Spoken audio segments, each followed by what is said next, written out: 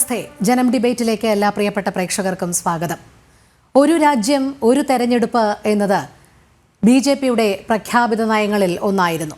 ഒരു രാജ്യം ഒരു തെരഞ്ഞെടുപ്പിന്മേലുള്ള വിഷയങ്ങൾ ആസ്പദമാക്കിക്കൊണ്ട് തയ്യാറാക്കിയ സമിതി റിപ്പോർട്ടിന് ക്യാബിനറ്റ് അംഗീകാരം നൽകി കഴിഞ്ഞു.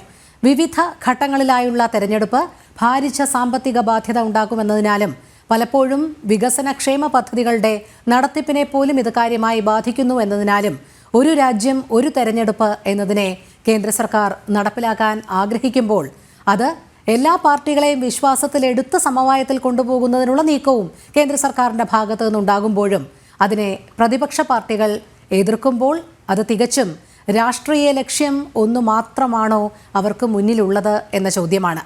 ഒരു രാജ്യം ഒരു തെരഞ്ഞെടുപ്പ് എന്ന ആശയത്തെ എതിർക്കുന്നതിന് പിന്നിലെ കാരണങ്ങൾ എന്ത് എന്നുള്ളതാണ് ജനം ഡിബേറ്റ് എന്ന് പരിശോധിക്കുന്നത്. ഇന്ന് ഈ ചർച്ചയിൽ പങ്കെടുക്കുന്ന അതിഥികൾ നിയമവിദഗ്ധൻ അഡ്വക്കേറ്റ് കെ രാംകുമാർ, ബിജെപി പ്രതിനിധി അഡ്വക്കേറ്റ് നാരായണൻ നമ്പൂതിരി, രാഷ്ട്രീയ നിരീക്ഷകൻ ഡോക്ടർ മോഹൻ വർഗീസ്, കോൺഗ്രസ് പ്രതിനിധി പ്രൊഫസർ റോണി കെ ബേബി, ഒപ്പം ഇടത് നിരീക്ഷകൻ അഡ്വക്കേറ്റ് ബൽദേവ് സച്ചിദാനന്ദൻ എന്നിവരാണ്. അതിഥികൾക്കും പ്രേക്ഷകർക്കും ഒരിക്കൽ കൂടി സ്വാഗതം. ആദ്യം കോൺഗ്രസ് പ്രതിനിധിയിലേക്ക് പോവുകയാണ്. ശ്രീ റോണി കെ ബേബി, ഒരു രാജ്യം ഒരു തെരഞ്ഞെടുപ്പ് എന്ന ആശയത്തെ എന്തുകൊണ്ടാണ് എതിർക്കുന്നത്? ഒരു രാജ്യം ഒരു തെരഞ്ഞെടുപ്പ് എന്നതല്ല ഇതിന്റെ യഥാർത്ഥ ലക്ഷ്യം. മറിച്ച് ഒരു രാജ്യം ഒരു രാഷ്ട്രീയ പാർട്ടി, അതിനു വേണ്ടിയിട്ടുള്ള ഒരു പശ്ചാത്തലം ഒരുക്കുന്നതിന് വേണ്ടിയിട്ടുള്ള ഒരു അജണ്ടയാണ് ഈ ഒരു രാഷ്ട്രം ഒരു തെരഞ്ഞെടുപ്പ് എന്നത്. നമ്മൾ ഇപ്പോൾ ഭരണഘടനയുടെ 75-ാം വാർഷികം ആഘോഷിക്കുകയാണല്ലോ. ഭരണഘടനാ നിർമ്മാണ സമിതി ലോകത്ത് എനിക്ക് തോന്നുന്നത് ഏറ്റവും അധികം സമയം എടുത്ത് ചർച്ച ചെയ്ത് രൂപീകരിച്ചു വന്നതാണ് ഭരണഘടന. 2 വർഷവും 11 മാസവും 17 ദിവസവും അവർ വളരെ വിശദമായി ഈ രാജ്യത്തിന്റെ ഭാവി എന്തായിരിക്കണം എന്ന് ചർച്ച ചെയ്തപ്പോൾ അവിടെ ഒരിക്കലും ഉയർന്നു വരാത്ത, ഭരണഘടനയിൽ ഉൾപ്പെടുത്താതെ പോയ ഒരു നിർദ്ദേശമാണ് ഒരു രാഷ്ട്രം ഒരു തെരഞ്ഞെടുപ്പ്. കാരണം അത് ഒരിക്കലും പ്രായോഗികമല്ല.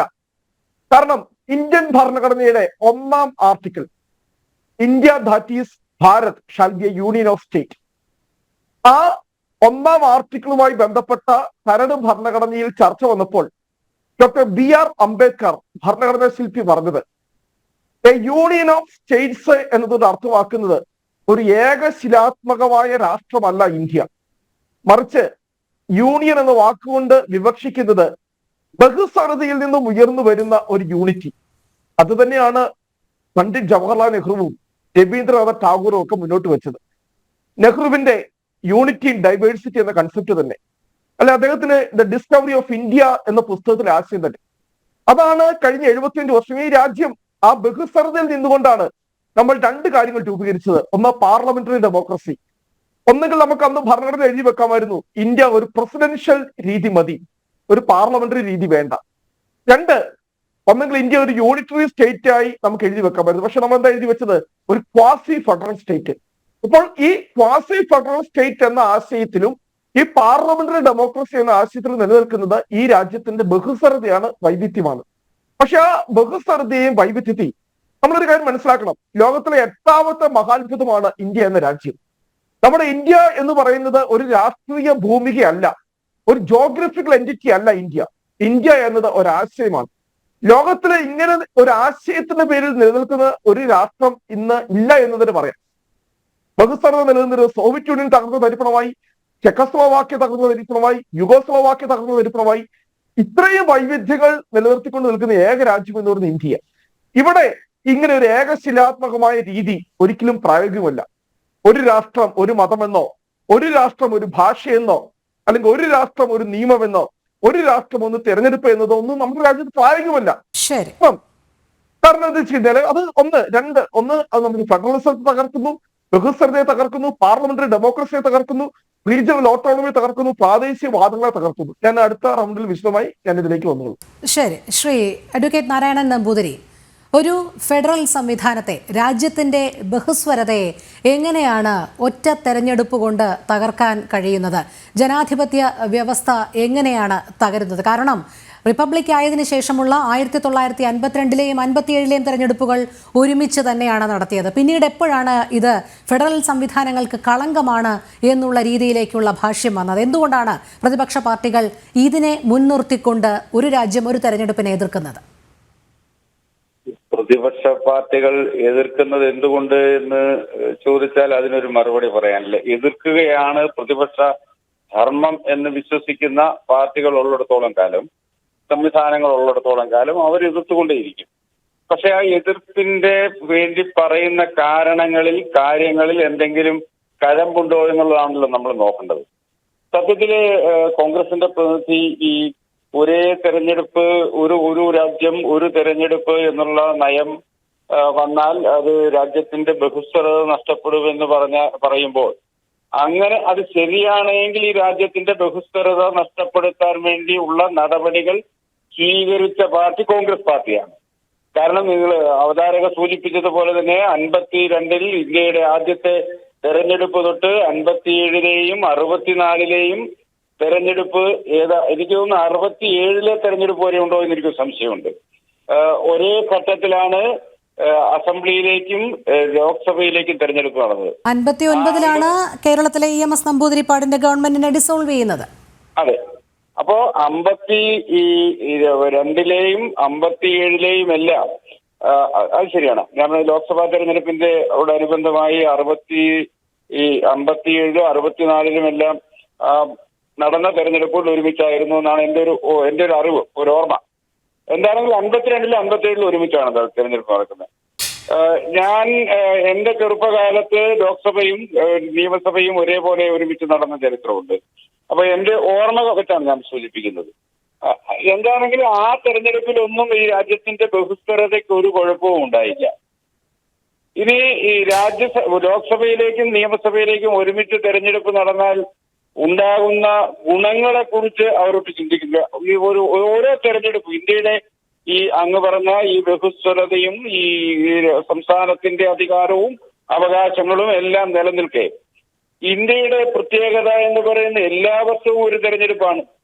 2024 ലോക്സഭാ തെരഞ്ഞെടുപ്പ് ഈ 24 ഡിസംബറിൽ അല്ലെങ്കിൽ നവംബറിൽ മഹാരാഷ്ട്ര തെരഞ്ഞെടുപ്പ്, 2025 ആദ്യം പല നിയമസഭകളിലേക്ക് തെരഞ്ഞെടുപ്പ്, 26 തെരഞ്ഞെടുപ്പ്, ഇങ്ങനെ ഓരോ വർഷവും ഇന്ത്യയുടെ ഏതെങ്കിലും ഒരു ഭാഗത്ത് തെരഞ്ഞെടുപ്പാണ്. ആ ഓരോ തെരഞ്ഞെടുപ്പിനും വേണ്ടി വരുന്ന കോടിക്കണക്കിന് രൂപ സംസ്ഥാന ഖജനാവിനുണ്ടാകുന്ന ചെലവ്. അതുമാത്രമല്ല, ഈ ഓരോ തെരഞ്ഞെടുപ്പിന്റെയും തെരഞ്ഞെടുപ്പ് ചട്ടം നിലവിൽ വരുന്നതൊക്കെ നടത്താൻ പറ്റാത്ത വികസന പ്രവർത്തനങ്ങൾ, ഇതൊക്കെ ഇന്ത്യ ഒരു തെരഞ്ഞെടുപ്പ് മാത്രം നടക്കുന്ന ഒരു രാജ്യമായി മാറുന്നു എന്ന് പറയുന്നത് ഒരു ഉയർന്ന വളർന്ന ജനാധിപത്യ സംവിധാനത്തിന് ചേരാത്തതാണ്. അതാണ് അതിന്റെ അടിസ്ഥാന പ്രമാണം. ഒരു രാജ്യത്തിന്റെ ജനാധിപത്യ പ്രക്രിയ അതിന്റെ ഉദാത്തമായ രീതിയിൽ വളർന്നു എന്ന് പറയുന്നത് എപ്പോഴാ? ഈ തെരഞ്ഞെടുപ്പുകൾ നടക്കുമ്പോൾ അതിന്റെ ജനാധിപത്യപരമായ തെരഞ്ഞെടുപ്പ് പൂർണ്ണ രീതിയിൽ എല്ലാ വർഷവും തെരഞ്ഞെടുപ്പ് നടക്കുന്നതല്ലാതെ ഒരു പ്രത്യേക ഘട്ടത്തിൽ ഒരുമിച്ച് തെരഞ്ഞെടുപ്പ് നടക്കുന്നു. ഇനി ഒരുമിച്ച് തെരഞ്ഞെടുപ്പ് നടന്നു എന്നുള്ളത് കൊണ്ട് ആ തെരഞ്ഞെടുപ്പിൽ ലോക്സഭയിലും അസംബ്ലിയിലും ഒരേപോലെ ആളുകൾ പ്രതികരിക്കും എന്ന് വിശ്വസിക്കുന്നുണ്ടോ? അത്തരമൊരു ഭയമാണ് എനിക്ക് തോന്നുന്നു. അത്തരമൊരു ഭയമാവും കോൺഗ്രസ് ഉൾപ്പെടെയുള്ള പ്രതിപക്ഷ കക്ഷികളെ ഇതിൽ നിന്ന് പിന്തിരിപ്പിക്കാൻ കാരണം. ഇപ്പൊ ലോക്സഭാ തെരഞ്ഞെടുപ്പിൽ എങ്ങനെയാണോ വോട്ട് ചെയ്യുന്നത് അതേപോലെ നിയമസഭകൾക്കും വോട്ട് ചെയ്യും എന്ന് ആണ് പ്രതീക്ഷിക്കുന്നതെങ്കിൽ ഇന്ത്യയുടെ ജനാധിപത്യ പാരമ്പര്യത്തെയും ഇന്ത്യൻ ജനതയുടെ ജനാധിപത്യ വിശ്വാസത്തെയും ഇന്ത്യൻ ജനതയുടെ തെരഞ്ഞെടുക്കാനുള്ള യഥാർത്ഥ ജനപ്രതിയെ തെരഞ്ഞെടുക്കാനുള്ള അവരുടെ കഴിവിനെയും കോൺഗ്രസ് ഉൾപ്പെടുന്ന പ്രതിപക്ഷ കക്ഷികൾ അണ്ടർ എസ്റ്റിമേറ്റ് ചെയ്യുന്നു എന്ന് പറയേണ്ടി വരും. അതുതന്നെയാണ് പ്രതിപക്ഷ പാർട്ടികൾ ഉന്നയിക്കുന്നത്. നമുക്ക് അതിലേക്ക് വരാം. കാരണം തുടക്കത്തിൽ പറഞ്ഞതുപോലെ ഈ പ്രാദേശിക പാർട്ടികളും ദേശീയ പാർട്ടികളും തമ്മിലുള്ള ഒരു മത്സരം ഉണ്ടാകുമ്പോൾ അത് എങ്ങനെ തുല്യതയിലേക്ക് എത്തും എന്നുള്ളതൊക്കെ അതിലേക്ക് വരാം. ശ്രീ ബൽദേവ് സച്ചിദാനന്ദൻ, എന്തുകൊണ്ടാണ് ഒരു രാജ്യം ഒരു തെരഞ്ഞെടുപ്പ് എന്നുള്ള ആശയം BJP മുന്നോട്ട് വയ്ക്കുന്നത്? കേന്ദ്ര സർക്കാരിന്റെ പ്രഖ്യാപിത നയങ്ങളിൽ ഒന്നായി മാറിയത് എന്നുള്ളത് അറിയാം. വലിയ രീതിയിൽ വരുന്ന ഭാരിച്ച ചെലവ് ഒഴിവാക്കാൻ, അതോടൊപ്പം ഉദ്യോഗസ്ഥരുടെ അനാവശ്യമായ അതായത് അവരുടെ ജോലിയിൽ നിന്ന് നിന്ന് വ്യതിചലിച്ചുകൊണ്ടുള്ള മറ്റ് പ്രവർത്തനങ്ങളിൽ ഏർപ്പെടുന്നത് ഒരു പരിധിവരെ കുറയ്ക്കുന്നതിന് വേണ്ടിയിട്ട്, അതോടൊപ്പം തന്നെ ഒരു രാജ്യം ഒറ്റ തെരഞ്ഞെടുപ്പിലൂടെ വലിയ രീതിയിലുള്ള ഈ പോളിസി മേക്കിംഗ് അടക്കമുള്ള കാര്യങ്ങൾ, വികസനക്ഷേമ പദ്ധതികൾക്ക് താൽക്കാലികമായെങ്കിലും വിരാമം വരാതെ അതിങ്ങനെ യഥേഷ്ടം നടക്കും എന്നുള്ളത്, ഇത്തരമൊക്കെ കാര്യങ്ങൾ ചൂണ്ടിക്കാട്ടുന്നുണ്ട്. ഇവിടെ പ്രതിപക്ഷ പാർട്ടികൾ ഉന്നയിക്കുന്നത് അതിൻ്റെ ഫെഡറൽ സംവിധാനത്തെ, രാജ്യത്തിൻ്റെ ഫെഡറൽ സ്വഭാവത്തെ തകർക്കുന്നതാണ് ഒരു രാജ്യം ഒരു തെരഞ്ഞെടുപ്പ് എന്നുള്ളത്.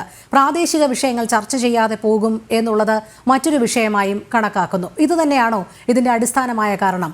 ഒരു വോട്ടർ, ഒരു പൗരൻ ഒരു ഇലക്ഷനെ അഭിമുഖീകരിക്കുമ്പോൾ അയാൾക്ക് കൃത്യമായ ബോധ്യം രാജ്യത്ത് ആര് വരണം, തൻ്റെ പ്രാദേശിക ഭരണകൂടം സർക്കാർ തലത്തിൽ നിയമസഭയിൽ ആര് വരണം എന്നുള്ളതിൽ ഒരു അവബോധം ഉണ്ടാകുകയില്ലേ? ഇത്തരത്തിലൊരു തെരഞ്ഞെടുപ്പിനെ ഒരു പൗരൻ നേരിടുമ്പോൾ അയാൾക്ക് ഏതെങ്കിലും രീതിയിലുള്ള ഒരു ആശയക്കുഴപ്പം ഇത്തരം കാര്യങ്ങളിൽ ഇന്നത്തെ കാലത്ത് ഉണ്ടാകുമോ? കോൺസ്റ്റിറ്റ്യൂഷൻ അമെൻഡ്മെന്റ് ബിൽ 2024 129ാമത്തെ അമെൻഡ്മെന്റാണ് പാർലമെന്റിൽ അവതരിപ്പിക്കാൻ പോകുന്നത്. 128 അമെൻഡ്മെന്റുകൾ നേരത്തെ കഴിഞ്ഞു. ഭരണഘടന അമെൻഡ് ചെയ്യുന്നതിന് നമ്മുടെ ഭരണഘടനയിൽ തന്നെ പ്രത്യേകമായി പറയുന്നുണ്ട്. 368 ആർട്ടിക്കിൾ അനുസരിച്ചാണ് ഭരണഘടന അമെൻഡ് ചെയ്യാൻ പാർലമെന്റിന് അധികാരം നൽകും. ഇവിടെ നമ്മുടെ കേരളത്തിൽ നിന്ന് വരുന്ന പ്രധാനപ്പെട്ട ഒരു കേസുണ്ട്, കേശവാനന്ദ ഭാരതി കേസ്. ആ കേസിൽ തന്നെ പറയുന്നുണ്ട്, ഒരു ഭരണഘടന അമെൻഡ് ചെയ്യുമ്പോൾ ഭരണഘടനയുടെ unity, integrity, federal nature, secular nature, ഒന്നിനെയും ബേസിക് സ്ട്രക്ചറിനെ ഒന്നിനെയും ബാധിക്കാൻ പാടില്ല എന്ന് പറയുന്നു. ഒരു കക്ഷിക്ക് ഭൂരിപക്ഷം ഉണ്ടെന്ന് വിചാരിച്ച് ഭരണഘടന അമെൻഡ് ചെയ്യാം. പക്ഷെ അമെൻഡ് ചെയ്യുമ്പോൾ അത് കോടതിയിൽ ചോദ്യം ചെയ്യുമ്പോൾ പലപ്പോഴും അത് അസ്ഥിരപ്പെടും. BJP കൊണ്ടുവന്ന ഒരു പ്രധാനപ്പെട്ട ഒരു അമെൻമെന്റ് ഉണ്ട്. ആ അമെൻമെന്റ് സുപ്രീം കോടതി കുറച്ച് നാളുകൾക്ക് മുമ്പാണ് അത് എടുത്തു കളഞ്ഞത്. എന്താണെന്നറിയാൻ വേണ്ടി 4 അമെൻമെന്റ് ഒരുമിച്ച് കൊണ്ടുവന്നു. അതായത് രാഷ്ട്രീയ പാർട്ടികൾക്ക് ഇലക്ട്രൽ ബോണ്ട് സ്വീകരിക്കാമെന്ന് പറഞ്ഞുകൊണ്ട് 4 അമെൻമെന്റ് ആണ് കൊണ്ടുവന്നത്. RP ആക്ട് അമെൻഡ് ചെയ്തു, കമ്പനി ആക്ട് അമെൻഡ് ചെയ്തു, ഇൻകം ടാക്സ് അമെൻഡ് ചെയ്തു, RB ആക്ട് അമെൻഡ് ചെയ്തു. 4 ആക്ടുകൾ അമെൻഡ് ചെയ്തുകൊണ്ട് ഇങ്ങനെ ഒരു ചട്ടം കൊണ്ടുവന്നു. ഏറ്റവും കൂടുതൽ പണം കോൺഗ്രസും BJP എല്ലാ പാർട്ടികളും, ഇടതുപക്ഷം ഒഴിച്ചു ബാക്കി എല്ലാ പാർട്ടികളും പണം സ്വീകരിച്ചു. സുപ്രീം കോടതി ആ 4 അമെൻമെന്റും സെറ്റ് അസൈഡ് ചെയ്തു. വളരെ കുറച്ച് ആളേ ഉള്ളൂ ആ അമെൻമെന്റ് സെറ്റ് അസൈഡ് ചെയ്തു. ഇതുപോലൊരു അമെൻമെന്റ് വരുമ്പോൾ ഇത് ഭരണഘടനയുടെ ബേസിക് സ്ട്രക്ചറിനെ ബാധിക്കുന്നു. 1. 2, ഇത് പ്രധാനമായിട്ട് നേരത്തെ ഇവിടെ പറഞ്ഞതുപോലെ ഇന്ത്യ എന്ന് പറയുന്നത് നിരവധി സംസ്കാരങ്ങൾ, നിരവധി ജീവിത രീതികൾ, നിരവധി ഭാഷകൾ, നിരവധി സംസ്കാരം, ഇതെല്ലാം കൂടെ ഒത്തുവരുന്ന ഒരു പ്രത്യേക ജനസഞ്ചയമാണ് നമ്മുടെ 140 കോടി ജനങ്ങൾ എന്ന് പറയുന്നത്. അവരുടെ അഭിപ്രായങ്ങൾ ഒരു ജനാധിപത്യ വ്യവസ്ഥയിൽ അവർ കാണിക്കുന്നത് ബാലറ്റിലൂടെയാണ്. ദേശീയ തലത്തിലേക്കുള്ള ഇലക്ഷന്റെ കാഴ്ചപ്പാടല്ല സംസ്ഥാന തലത്തിൽ, ആ കാഴ്ചപ്പാടല്ല ത്രിതല പഞ്ചായത്ത് സംവിധാനത്തിൽ, ആ കാഴ്ചപ്പാടല്ല തദ്ദേശങ്ങളിലുള്ള ചില സഹകരണ സ്ഥാപനങ്ങളിലേക്കുള്ള തിരഞ്ഞെടുപ്പ്. ഇവിടെ പറയുന്ന വാദം എന്താ? ഞങ്ങൾ ഇതിനകത്ത് വളരെ കൂടുതൽ ഒന്ന് BJP സാമ്പത്തിക ലാഭം. തെറ്റാണ്. ഈ തെരഞ്ഞെടുപ്പുകൾ ഒരുമിച്ച് നടത്തണമെന്നുണ്ടെങ്കിൽ ഇപ്പോൾ ഉള്ളതിന്റെ 100 കണക്കിന് മടങ്ങ് VVPAT മെഷീൻ വേണം. അത് ശാസ്ത്രീയമായി അത് പ്രസിദ്ധീകരിച്ചിട്ടുണ്ട്. ആ VVPAT മെഷീന്റെ കാലാവധി എന്ന് പറയുന്നത് 15 വർഷമാണ്. ഇപ്പോഴുള്ള VVPAT മെഷീൻ മൊത്തത്തിൽ മാറ്റേണ്ടി വരും. അതിന് 10,000 കണക്കിന് കോടി രൂപ അതിന് തന്നെ ചെലവാക്കേണ്ടി വരും ഓരോ 15 വർഷം കൂടുന്തോറും. പ്രാദേശിക ഇലക്ഷനുമായിട്ട് അതിന് ബന്ധമില്ല. കേന്ദ്രത്തിലും സംസ്ഥാനങ്ങളിലും എല്ലാം ഒരുമിച്ച് ഇലക്ഷൻ നടത്തണം എന്നുണ്ടെങ്കിൽ സാമ്പത്തിക ലാഭം ഉണ്ടാകുമെന്നുള്ള BJPയുടെ ഒന്നാമത്തെ വാദം തെറ്റും. രണ്ടാമതായിട്ട് ഇവിടെ ഭരണഘടന അമെൻഡ് ചെയ്യുന്നു. 83, 86, 172, 174, 356, 327. ഈ എല്ലാ ഈ 5 അമെൻമെന്റുകൾ വരണം. 5 അമെൻമെന്റുകൾ വന്നുകൊണ്ട് 82A എന്ന പുതിയൊരു അമെൻമെന്റിലേക്കാണ് സ്റ്റേറ്റിലേക്കും ലോക്സഭയിലേക്കുള്ള ഒരുമിച്ചൊരു ഇലക്ഷനെ കുറിച്ച് 5ാമത്തെ അമെൻമെന്റുമായിട്ട് വരുന്നു. ഈ അമെൻമെന്റുമായിട്ട് വരുമ്പോൾ ഇവിടെ പറഞ്ഞു, ശരിയാണ്. ഞാനൊരു കാര്യം ചോദിച്ചോട്ടെ, ഈ കേരളത്തിൽ ഇപ്പോൾ ഇരിക്കുന്ന മന്ത്രിസഭ ഭൂരിപക്ഷം നഷ്ടപ്പെട്ട് പിണറായി വിജയൻ ഗവൺമെന്റ് രാജിവെക്കുന്നു. പ്രതിപക്ഷത്തിന് ഇവിടെ ഭൂരിപക്ഷമില്ല. ആര് ഭരിക്കും അടുത്ത 1.5 വർഷം? ഗവർണർ ഭരിക്കണം. ഇത് കേരളത്തിൽ മാത്രമല്ല, ഇന്ത്യയിലെ ഏതൊരു സംസ്ഥാനത്തിലും ഏത് സാഹചര്യത്തിലും പിന്തുണ പിൻവലിക്കുകയും ഭൂരിപക്ഷം നഷ്ടപ്പെടുകയും ആർക്കും ഭൂരിപക്ഷമില്ലാത്ത മന്ത്രിസഭകൾ ഉണ്ടാവും. എന്തിന് നമ്മുടെ ഇന്ത്യയിൽ തന്നെ VP സിംഗ്, ചന്ദ്രശേഖർ, ദേവഗൌഡ, ഗുജറാൾ, വാജ്പേയി ഇവരുടെ 5 പേരുടെ ഇന്ത്യയുടെ പ്രധാനമന്ത്രിമാരെടുത്തപ്പോൾ പലരും 1 വർഷം പോലും തികച്ചില്ല. വാജ്പേയി ആദ്യം 13 ദിവസമാണ് തികച്ചത്. ആ ലോകസഭ പിരിച്ചുവിടേണ്ടി വന്നാൽ, ഇങ്ങനെ ഒരു തീരുമാനം വന്നാൽ ബാക്കി 4.5 വർഷം ആര് ഭരിക്കും? അല്ലെങ്കിൽ 4 വർഷം ആര് ഭരിക്കും? അപ്പോൾ അതൊരു ജനാധിപത്യ വ്യവസ്ഥയ്ക്ക് ചേർന്നതാണോ? വീണ്ടും 5 വർഷം വരെ കേന്ദ്ര പ്രസിഡന്റ് ഭരിക്കൂ? ഒരു സംസ്ഥാനം ഗവർണർ ഭരിക്കാൻ പറ്റുമോ? ഉദാഹരണമാണ് ഞാൻ കേരളത്തിൽ പറഞ്ഞത്. ഞങ്ങളുടെ ഗവൺമെന്റിന് പിന്തുണ നഷ്ടപ്പെട്ടു, ഞങ്ങൾ രാജിവെക്കുന്നു, പ്രതിപക്ഷം ഭരണത്തിന് തയ്യാറാവുന്നില്ല, ആര് ഭരിക്കും? അപ്പോൾ കേരളത്തിന്റെ പരമാധികാരത്തെ ചോദ്യം ചെയ്യുന്നു. നമ്മുടെ ഫെഡറൽ സംവിധാനത്തിൽ പറയുന്നത് എന്താ?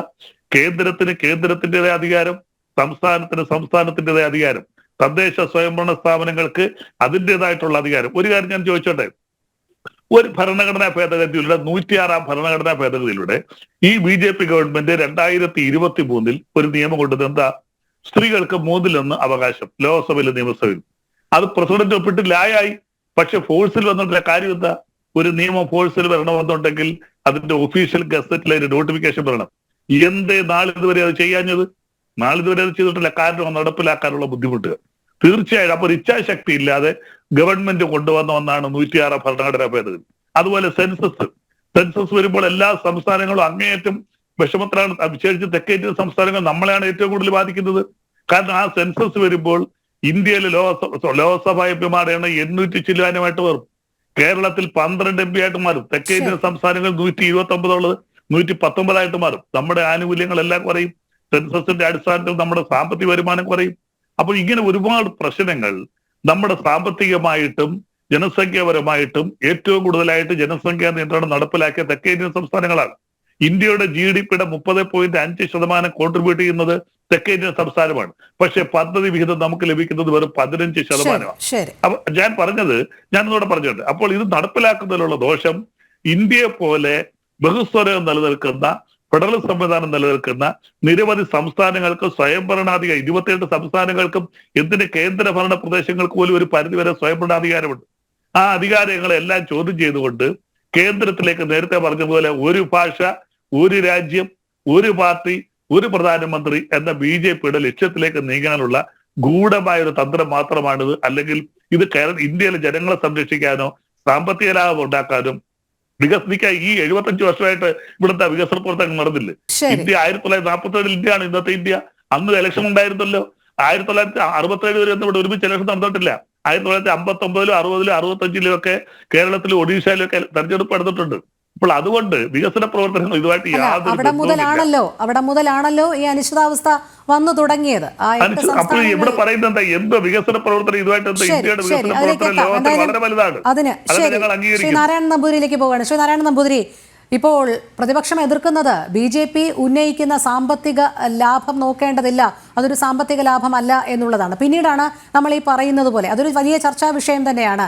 ഏതെങ്കിലും ഒരു ഗവൺമെന്റിന് കാലാവധി തികയ്ക്കാൻ കഴിയാതെ, ഭൂരിപക്ഷം തികയ്ക്കാൻ കഴിയാതെ വരികയാണെങ്കിൽ പിന്നീടുള്ള ഭരണ സംവിധാനം എപ്രകാരമായിരിക്കും എന്നുള്ളത് ഇത് രണ്ടും ഉന്നയിക്കുന്നുണ്ട് പ്രതിപക്ഷം.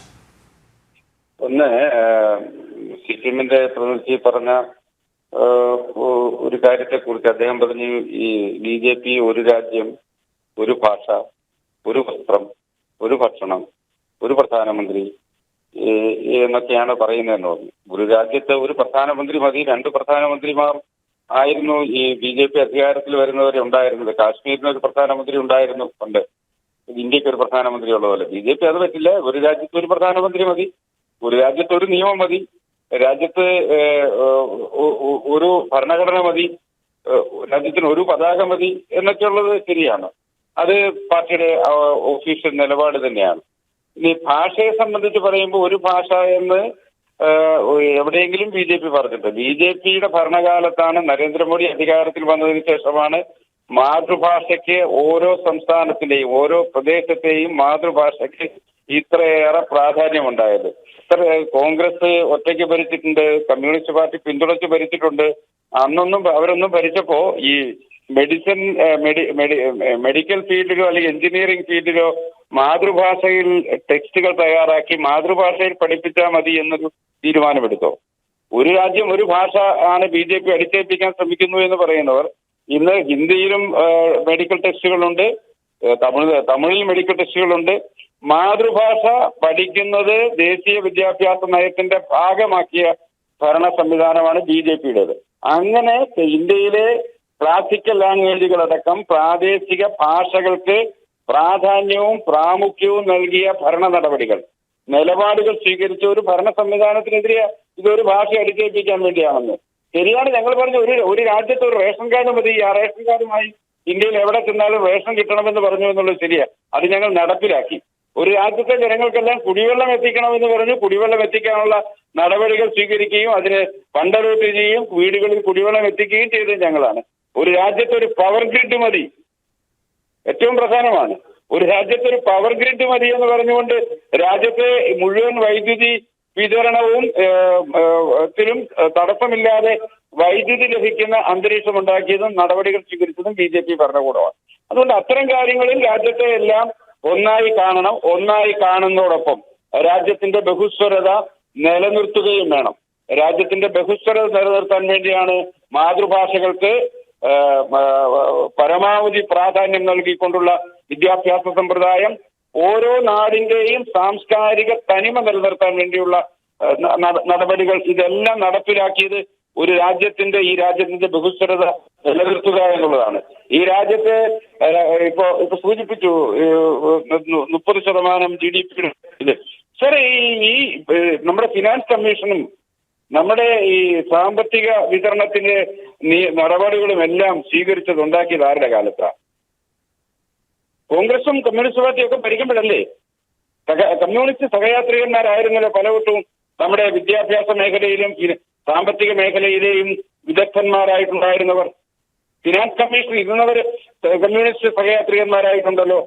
എന്തുകൊണ്ടാണ് എന്നാൽ ആ സമയത്ത് ഇത്തരമൊരു ഈ ഭരണ നടപടികളിലൂടെ ജനസംഖ്യ കുറയുമ്പോൾ ഉണ്ടാകുന്ന പ്രശ്നങ്ങൾ ആ സംസ്ഥാനത്തിന് പരിഹരിക്കണമെന്ന് ചിന്തിക്കാത്തത്? എന്തുകൊണ്ടാണ് ഈ പറയുന്ന നിങ്ങൾ സംസ്ഥാനത്തിന്റെ അധികാരം കവർന്നു എന്ന് പറയുന്ന BJPയുടെ അധികാരത്തിൽ വരേണ്ടി വന്നല്ലോ? 41% ഈ കേന്ദ്ര വരുമാനത്തിന്റെ 41% സംസ്ഥാനങ്ങൾക്കാക്കാൻ. അത് കേന്ദ്രത്തിന്റെ BJPയുടെ സർക്കാരാണല്ലോ ചെയ്തത്.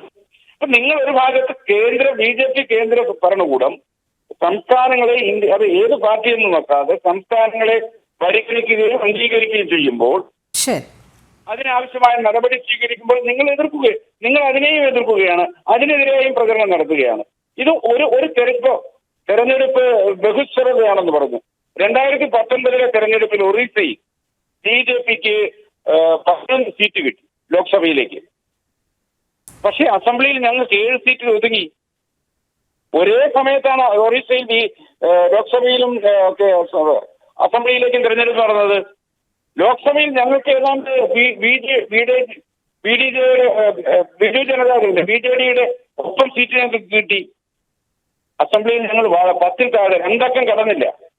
അപ്പോ ഒരു തെരഞ്ഞെടുപ്പ് ഒരു വട്ടം ഒരുമിച്ച് നടന്നു എന്നുള്ളത് കൊണ്ട് ലോക്സഭയിൽ കിട്ടുന്നത് പോലെ തന്നെ അസംബ്ലിയിൽ കിട്ടുന്നതൊന്നുമില്ല. ഈ മഹാരാഷ്ട്രയിലെ തെരഞ്ഞെടുപ്പ് കോൺഗ്രസ് കേവലം 15 സീറ്റിലേക്ക് തെരഞ്ഞെടുപ്പാണല്ലോ. ലോക്സഭയിലെ മഹാരാഷ്ട്രയിലെ പ്രതിപക്ഷ കക്ഷികൾ ആകെ 50 താഴെ അല്ലെങ്കിൽ 50-നടുത്ത് സീറ്റുകൾ മാത്രം ജയിച്ച് 288. 233 BJP മുന്നണി ജയിച്ച മഹാരാഷ്ട്രയിലെ തെരഞ്ഞെടുപ്പിൽ ആ തെരഞ്ഞെടുപ്പിനോടൊപ്പം നടന്ന നന്ദേഡ് ഉപതെരഞ്ഞെടുപ്പ് ലോക്സഭയിലേക്ക് ആ നന്ദേഡ് മണ്ഡലത്തിലെ 6 അസംബ്ലി മണ്ഡലങ്ങൾ BJP ജയിച്ചു. 6 അസംബ്ലി മണ്ഡലങ്ങൾ. പക്ഷെ ലോക്സഭയിൽ BJP തോറ്റു. ഒരുമിച്ച് നടന്ന അതിൽ അസംബ്ലിയിൽ 6 മണ്ഡലം ജയിച്ചത് NDA മുന്നണി, പക്ഷേ ലോക്സഭയിലേക്ക് ഇന്ത്യ മുന്നണി. അപ്പോ ലോക്സഭയും അസംബ്ലിയും ഒരുമിച്ച് നടന്നാൽ ഒരേപോലെ ജനം വോട്ട് ചെയ്യും എന്ന് പറയുന്ന ശരി. അതോടൊപ്പം ശ്രീ നാരായണൻ നമ്പൂതിരി ഒരു ചോദ്യവും പ്രതിപക്ഷം ഉന്നയിക്കുന്നുണ്ട്. ഈ ഭൂരിപക്ഷം നഷ്ടപ്പെടുന്ന സർക്കാരിനെ കുറിച്ച് എന്ത് ചെയ്യും എന്നുള്ളത്. പറയാം. അത് ഒന്ന്, അതിന്റെ ബില്ല് അസംബ്ലിയിൽ ലോക്സഭയിൽ അവതരിപ്പിച്ചു കഴിയുമ്പോഴാണ് അതിനെക്കുറിച്ചുള്ള ചർച്ചകളുണ്ടാകും. ശരിയാണ്. ഇന്ത്യ പോലെ പല രാജ്യങ്ങളിലും പ്രാദേശിക കക്ഷികൾക്ക് താൽപര്യമുള്ള രാഷ്ട്രീയ സംവിധാനമുള്ളപ്പോ ഭരണകൂടത്തിന്റെ സ്ഥിരത ചോദ്യം ചെയ്യപ്പെടുന്ന ഒരു അന്തരീക്ഷമുണ്ട്. പിന്തുണ അങ്ങനെ പിന്തുണ ഭരണ സംവിധാനം അട്ടിമറിക്കപ്പെടാം, പുതിയ ഭരണ സംവിധാനം ഉണ്ടാകാതെ ഇതൊരു ഭയമാണ്, അടിസ്ഥാനമുള്ള ഒരു സംശയം തന്നെയാണ്. ബില്ല് വരുമ്പോഴല്ലേ അതിനെക്കുറിച്ച് ചർച്ച ചെയ്യാം. അതെ, അതുതന്നെയാണ്. ബില്ല് തിങ്കളാഴ്ച അവതരിപ്പിക്കുമ്പോൾ തുറന്ന ചർച്ചയാണ്. സംയുക്ത പാർലമെന്റ് സമിതിക്ക് വിടണമോ എന്നുള്ള കാര്യത്തിൽ തീരുമാനമുണ്ടാകും. ഒരു സമവായത്തിലെത്തിയേ മതിയാകുകയുള്ളൂ കേന്ദ്ര സർക്കാരിനെ സംബന്ധിച്ചിടത്തോളം. തിരികെ എത്താം. ശ്രീ മോഹൻ വർഗീസിലേക്ക് കൂടി എത്തേണ്ടതുണ്ട്. ഡോക്ടർ മോഹൻ വർഗീസ്, ഇവിടെ ഒരു രാജ്യം ഒരു തെരഞ്ഞെടുപ്പിനെ പ്രതിപക്ഷ പാർട്ടികൾ എതിർക്കുമ്പോൾ അവർ മുന്നോട്ട് വയ്ക്കുന്നത് പ്രധാനമായും ഫെഡറൽ സംവിധാനത്തെ തകർക്കുന്ന രീതി, ജനാധിപത്യ വ്യവസ്ഥിതിക്ക് അനുയോജ്യമല്ല തുടങ്ങിയ കാര്യങ്ങളാണ്. പക്ഷേ അതോടൊപ്പം തന്നെ കേന്ദ്ര സർക്കാർ വിഭാവനം ചെയ്യുന്നത് ഒരു രാജ്യം ഒരു തെരഞ്ഞെടുപ്പിലൂടെ വലിയ സാമ്പത്തിക ബാധ്യത കുറയ്ക്കുന്നതിന് കഴിയും. അതോടൊപ്പം പല ക്ഷേമ പ്രവർത്തനങ്ങളും ഈ തെരഞ്ഞെടുപ്പ് ചട്ടവുമായി ബന്ധപ്പെട്ട് മുടങ്ങാതെ പോകും. ഇത്തരം കുറേ കാര്യങ്ങൾ കേന്ദ്ര സർക്കാരിൻ്റെ ഭാഗത്തുനിന്ന്, BJPയുടെ ഭാഗത്തുനിന്ന് വരുന്നുണ്ട്. 129ാമത് ഭരണഘടനാ ഭേദഗതിയിലൂടെ ഇത്തരം കാര്യങ്ങൾ ചർച്ചാ വിഷയമാകുമ്പോൾ പ്രായോഗിക വശങ്ങൾ എന്താണ്, അപ്രായോഗിക വശങ്ങൾ എന്താണ്? രോഹിണി, ഇവിടെ ഭാരതം ലോകത്തെ ഏറ്റവും ജനസംഖ്യയുള്ള രാജ്യമാണ്, ലോകത്തെ ഏറ്റവും വലിയ ജനാധിപത്യ രാജ്യവുമാണ്. ജനാധിപത്യത്തിൻ്റെ ശ്രീകോവിലാണ് പാർലമെൻറ്റ്. ആ പാർലമെൻറ്റിലേക്ക് ഏറ്റവും സുതാര്യമായ രീതിയിൽ തിരഞ്ഞെടുപ്പ് നടക്കേണ്ടതുണ്ട്. നമ്മുടെ ഭരണഘടന തന്നെയാണ് ഇന്ത്യയുടെ ultimate document, one time document, permanent document. അതനുസരിച്ച് ഭരണഘടനാപരമായ മേധാവിത്വമുള്ള രാജ്യം.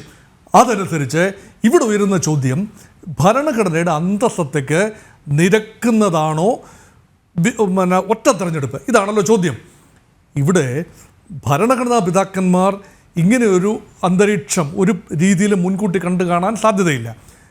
ആദ്യത്തെ തിരഞ്ഞെടുപ്പ് മുതൽ 1951-2 വർഷങ്ങളിൽ നടന്ന ആദ്യ ലോക്സഭാ പൊതു തിരഞ്ഞെടുപ്പ് മുതലുള്ള കാലങ്ങളിൽ 51-52 പിന്നീട് 57-ലും 62-ലും 67-ലും നടന്ന തിരഞ്ഞെടുപ്പുകളിൽ നിയമസഭയിലേക്കും പാർലമെൻറ്റിലേക്കും ഒരേ സമയത്ത് തന്നെയാണ് ഒരൊറ്റ തെരഞ്ഞെടുപ്പ് തന്നെയാണ് നടന്നത്. അത് പല ഘട്ടങ്ങളിലായിട്ടാണെങ്കിലും ഒറ്റ തെരഞ്ഞെടുപ്പ് തന്നെയാണ് നടന്നത്. ഇവിടെ അപ്പോഴൊന്നും ഉയരാത്ത ഒരു ഫെഡറൽ വാദം ഇപ്പോൾ എന്തുകൊണ്ടാണ് ഉയരുന്നത് എന്ന് അത് ചിന്തനീയമാണ്.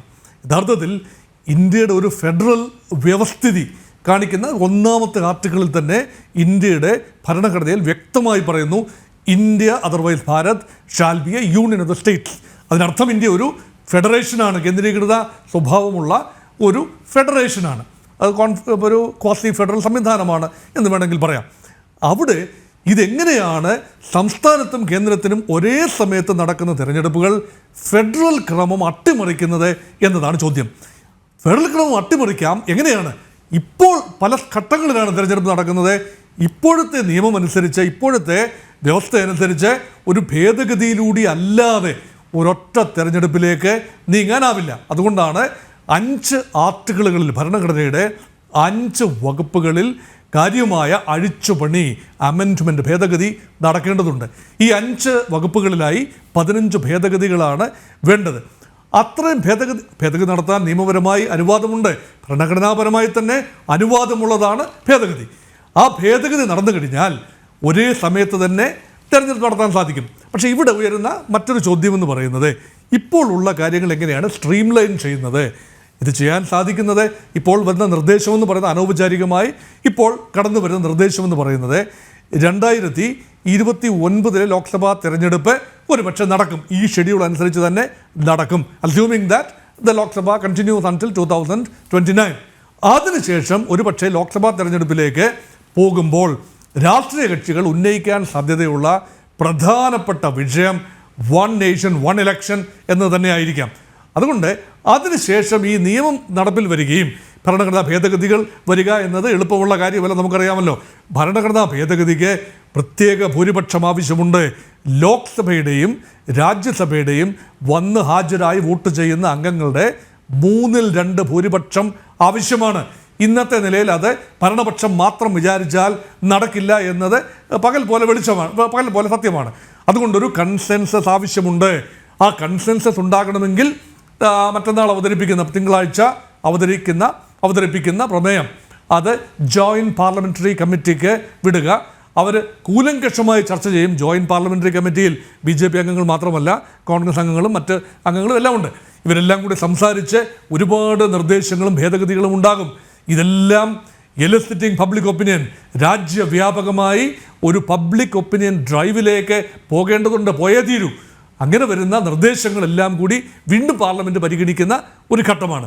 അപ്പോൾ ഇവിടെ ഒരു ബ്രൂട്ട് പാർലമെൻ്ററി മെജോറിറ്റി കൊണ്ട് ബുൾഡോസ് ചെയ്ത് നേടിയെടുക്കേണ്ട ഒന്നല്ല ഇത്. നിയമം അനുശാസിക്കുന്നുണ്ടോ ഇല്ലയോ എന്നുള്ളതല്ല വിഷയം. ഇവിടെ ഏകപക്ഷീയമായി അടിച്ചേൽപ്പിക്കേണ്ട ഒന്നല്ല. ഇതിന് മനസ്സുകളെ ഒരുക്കാൻ സമയം ആവശ്യമാണ്. ഇത് ഏതെങ്കിലും ഒരു പാർട്ടിക്ക് അനുകൂലമോ ഏതെങ്കിലും ആർക്കെങ്കിലും ബുദ്ധിമുട്ടോ ഉണ്ടാക്കുന്ന ഒരു നിർദ്ദേശമായി തോന്നുമ്പോഴാണല്ലോ പ്രതിപക്ഷം വിമർശിക്കുന്നത്.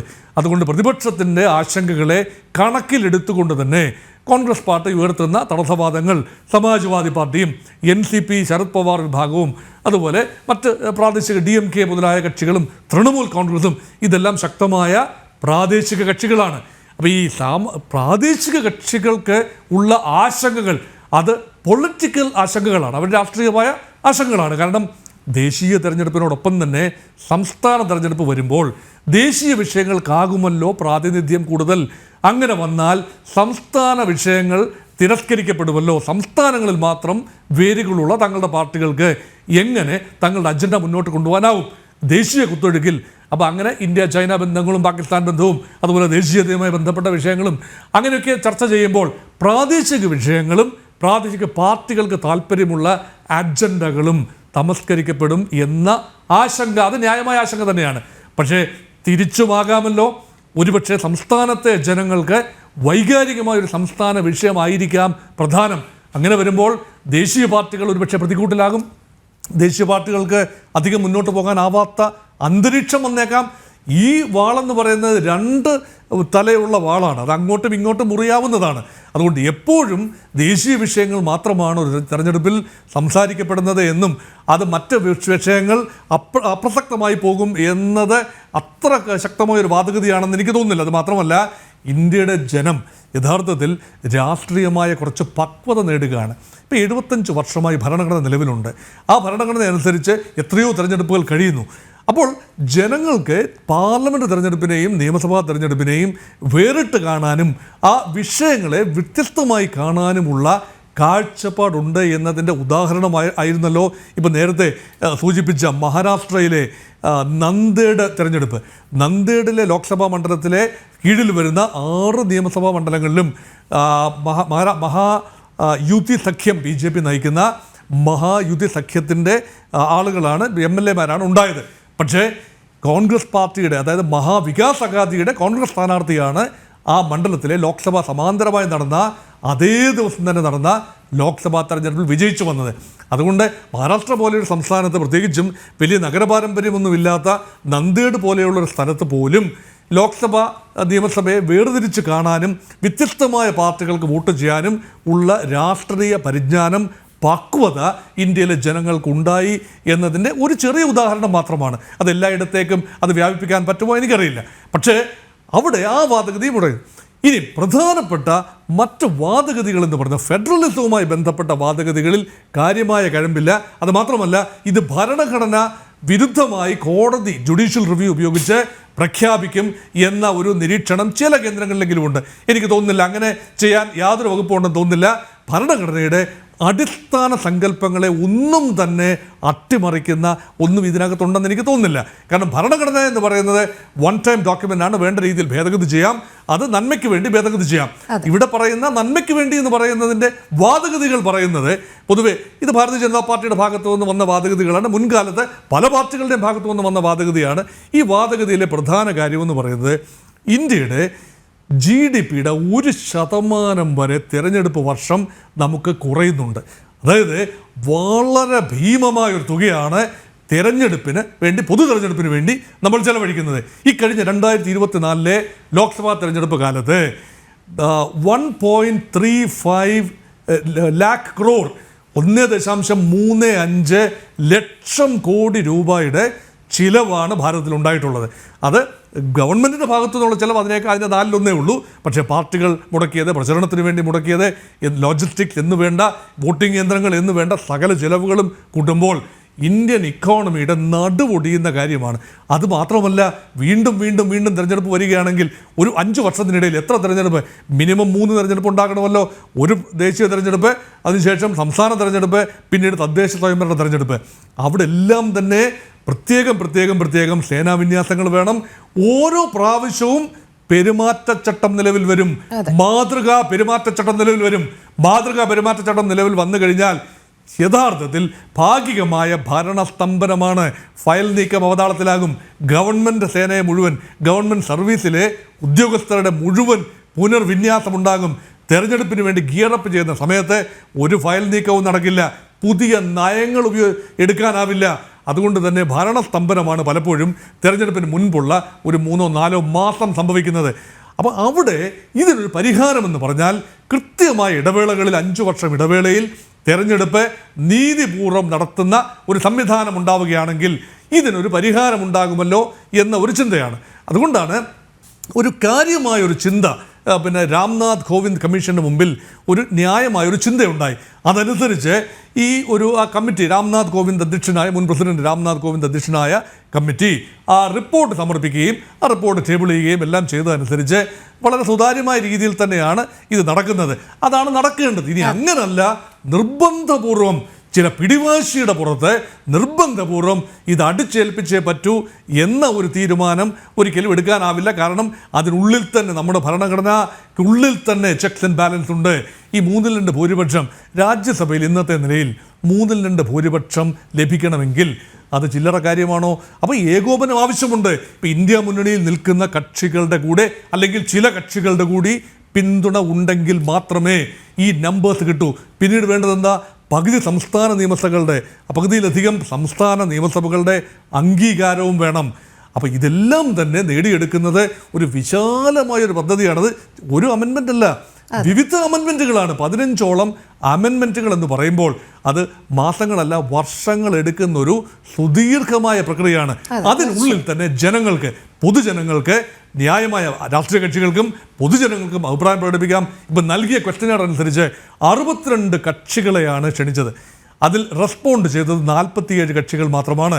അതിൽ തന്നെ മഹാഭൂരിപക്ഷവും 32 കക്ഷികളോളം ഈ കാര്യം ഒരേ ദിവസം തെരഞ്ഞെടുപ്പ് നടക്കുന്നത് 5 വർഷത്തിലൊരിക്കൽ, കൃത്യമായി ലോക്സഭാ നിയമസഭാ തെരഞ്ഞെടുപ്പ് ഒരുമിച്ചും പിന്നീട് 100 ദിവസത്തിനുള്ളിൽ തദ്ദേശ സ്വയംഭരണ തെരഞ്ഞെടുപ്പ് നടക്കുന്നതിനോട് അവർക്ക് ഉള്ള സന്തോഷം, അതൃപ്തിയില്ലായ്മ പ്രകടിപ്പിച്ചു.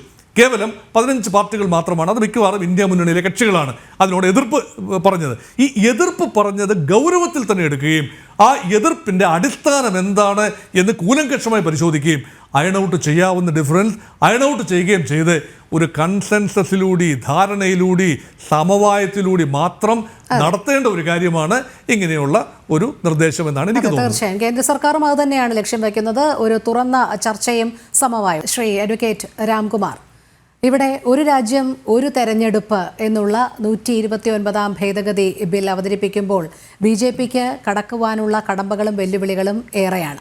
പക്ഷേ അവിടെയും കേന്ദ്ര സർക്കാർ ഒരു തുറന്ന ചർച്ചയ്ക്കാണ് പ്രതിപക്ഷ പാർട്ടികളെ ക്ഷണിക്കുന്നത്. ഇനി തിങ്കളാഴ്ച ബിൽ അവതരിപ്പിക്കുമ്പോൾ തീർച്ചയായും അത് JPCക്ക് വിടാനുള്ള സാധ്യതയും കാണുന്നുണ്ട്. എന്തായാലും 15 മുതൽ 18ഓളം വരുന്ന ഭേദഗതികൾ, അതോടൊപ്പം നിയമ ഭേദഗതികൾ, ഭരണഘടനാ ഭേദഗതികൾ ഒക്കെ നിലനിൽക്കുന്നുണ്ട്. 3/2 ഭൂരിപക്ഷം വേണം. ഇതൊക്കെ നിലനിർത്തിക്കൊണ്ട്, അല്ലെങ്കിൽ ഇതെല്ലാം, ഈ കടമ്പകളെല്ലാം മറികടന്നുകൊണ്ട് BJP സർക്കാരിന് ഒരു രാജ്യം ഒരു തെരഞ്ഞെടുപ്പ് എന്നുള്ള പ്രഖ്യാപിത നിലപാടിലേക്ക് എത്തിച്ചേരാൻ കഴിയുമോ? അതല്ല, ഇതിൻ്റെ അപ്രായോഗിക വശങ്ങൾ ചൂണ്ടിക്കാട്ടുന്ന പ്രതിപക്ഷം ഇതിനെ എതിർക്കുമ്പോൾ അത് രാഷ്ട്രീയ ലക്ഷ്യം മാത്രമായി മാറുകയാണോ?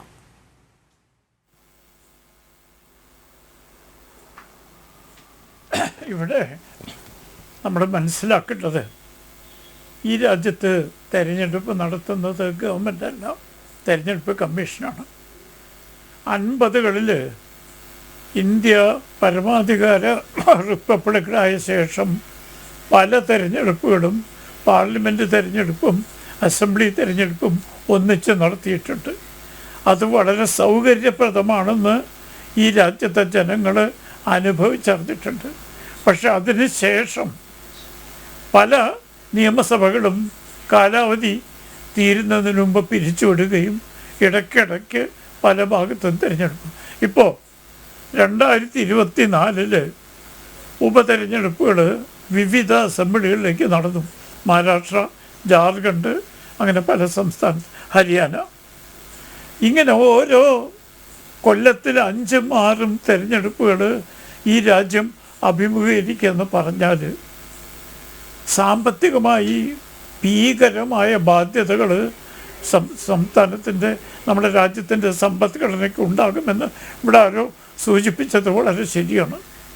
ഭീമമായ ചെലവാണ്. കാരണം ലോകത്തിലെ ഏറ്റവും വലിയ ജനാധിപത്യ രാജ്യങ്ങളിലൊന്നാണ്, ഏറ്റവും ജനസംഖ്യ കൂടുതലുള്ള രണ്ടാമത്തെ രാജ്യമാണ്.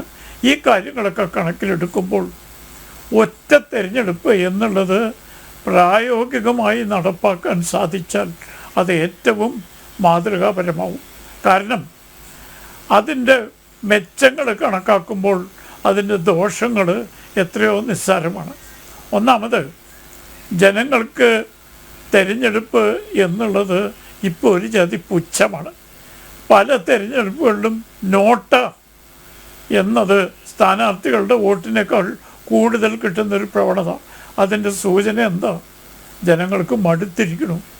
ഈ രാഷ്ട്രീയ കക്ഷികൾ ഞങ്ങളെ പറ്റിച്ചുകൊണ്ട് തിരഞ്ഞെടുപ്പ് രംഗത്ത് ഉത്സവമായിട്ട് കൊണ്ടു നടക്കാമെന്ന് വളരെ പുച്ഛത്തിൽ പരസ്യമായി സംസാരിക്കുന്ന ഒരു പ്രവണത നമ്മുടെ രാജ്യത്തെ ജനങ്ങൾക്ക് വന്നു.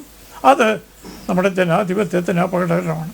കാരണം ഓരോ പൗരനും തൻ്റെ സമ്മതിദാനം ഉപയോഗിക്കണം എന്നുള്ളത് ജനാധിപത്യത്തിൻ്റെ കാതലായ വശമാണ്. അതിന് വൈമുഖ്യമുണ്ടാക്കുന്ന ഒരു തിരഞ്ഞെടുപ്പ് രീതി നമുക്ക് അവലംബിക്കാൻ പറ്റില്ല. ഇപ്പോൾ ഉദാഹരണത്തിന് അമേരിക്കയിൽ ഒറ്റ ദിവസം കൊണ്ടാണ് അമേരിക്കൻ പ്രസിഡന്റ് തിരഞ്ഞെടുപ്പ്. നമ്മളെക്കാൾ വിസ്തീർണമുള്ള രാജ്യമാണ്. ജനസംഖ്യ കുറവാണെങ്കിലും ഒരുപാട് സംസ്ഥാനങ്ങൾ, സ്റ്റേറ്റുകൾ ഇവിടെ കൂട്ടായ്മയാണല്ലോ. എന്നിട്ട് പോലും ഒറ്റ ദിവസം തിരഞ്ഞെടുപ്പ് നടക്കണം.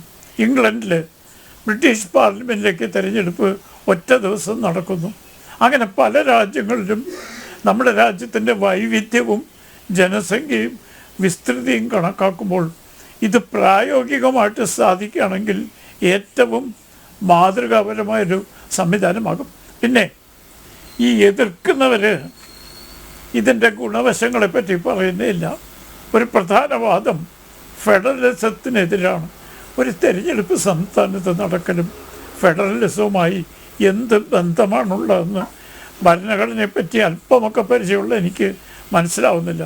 കാരണം ഫെഡറലിസം എന്ന് പറഞ്ഞത് സംസ്ഥാനങ്ങളുടെ അധികാരം നിർവചിക്കുന്ന വിവിധ അനുച്ഛേദങ്ങൾ ഉൾക്കൊള്ളിച്ച നമ്മുടെ ഭരണഘടനയാണ്. 2-3 ലിസ്റ്റുകളുണ്ട്. ഒരു ലിസ്റ്റ് സംസ്ഥാനങ്ങൾക്കും ഒരു ലിസ്റ്റ് പാർലമെൻറ്റിനും. അങ്ങനെ വ്യക്തമായ രീതിയിൽ ഭരണഘടന നിർവഹിച്ച് കഴിഞ്ഞാൽ ഒരു തിരഞ്ഞെടുപ്പ് കൊണ്ട് എങ്ങനെയാണ് ഫെഡറലിസം മനസ്സിൽ? എന്തൊരു ബാലിശമായ വാദമാണ്. അതുകൊണ്ട് വളരെ യുക്തിപൂർവമായ എതിർപ്പുകളൊന്നും ഈ ഒരു നിർദ്ദേശത്തിന് കാര്യമായി ഉത്തരവാദിത്ത ബോധമുള്ള രാഷ്ട്രീയ കക്ഷികൾ ഇതുവരെ ഉന്നയിച്ചിട്ടില്ല.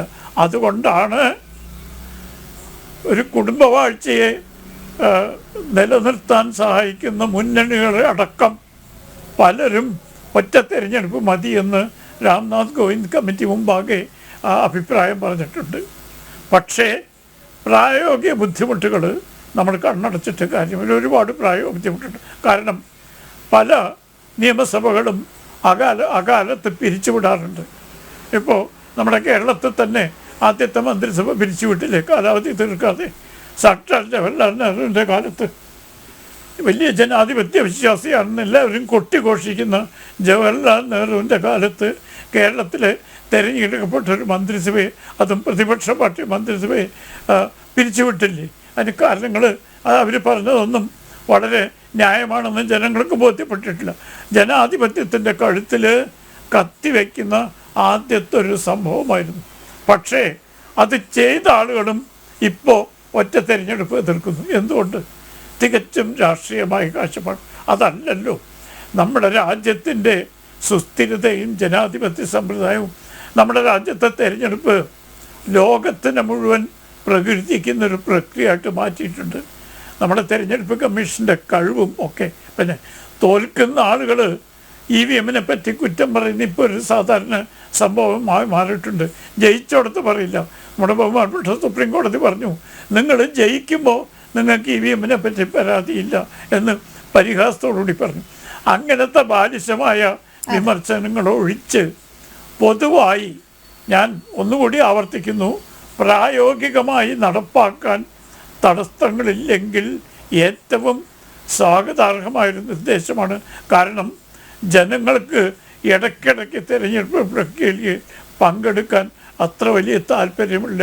ഇവിടെ എൻ്റെ സുഹൃത്ത് സൂചിപ്പിച്ച പോലെ ഒരുപാട് അസൗകര്യങ്ങൾ ജനങ്ങൾക്ക് നേരിടും, ഭരണരംഗത്ത് നേരിടും. ഇതൊക്കെ ശരിയാണ്. അതുകൊണ്ട് പ്രായോഗികമായി നമ്മുടെ തെരഞ്ഞെടുപ്പ് കമ്മീഷൻ്റെ കഴിവ് പല ഘട്ടങ്ങളിലായി തെളിയിച്ചു കഴിഞ്ഞിട്ടുണ്ട്.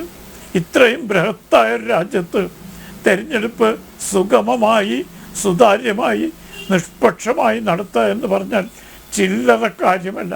അത് വളരെ സ്തുത്യർഹമായ രീതിയിൽ നമ്മുടെ തെരഞ്ഞെടുപ്പ് കമ്മീഷൻ നടത്തിയിട്ടുണ്ട്. അവരെ വിമർശന വിധേയമാക്കിയിട്ടുണ്ട്. പതിവ് പോലെ തോൽക്കുമ്പോൾ തെരഞ്ഞെടുപ്പ് കമ്മീഷനെ കുറ്റം പറയുന്ന ഒരു പ്രവണത ചില രാഷ്ട്രീയ കക്ഷികളിൽ കാണുന്നുണ്ട്. അത് ബാലിശവും നിസ്സഹായത്തോടും ദയനീയത അർഹിക്കുന്നു. അല്ലാണ്ട് അത് ഗൗരവമായിട്ട് രാംകുമാർ, അതുകൊണ്ട് ഒരു കാര്യം കൂടി പ്രതിപക്ഷ പാർട്ടികൾ ഉന്നയിക്കുന്നുണ്ട്. ഇത് BJPക്ക് മേൽക്കോയ്മ നേടുന്നതിനുള്ള ഒരു തന്ത്രം എന്നാണ്. എങ്ങനെയാണ് ഒരു ഒറ്റ തെരഞ്ഞെടുപ്പോടുകൂടി BJP മേൽക്കോയ്മ നേടുന്നത്?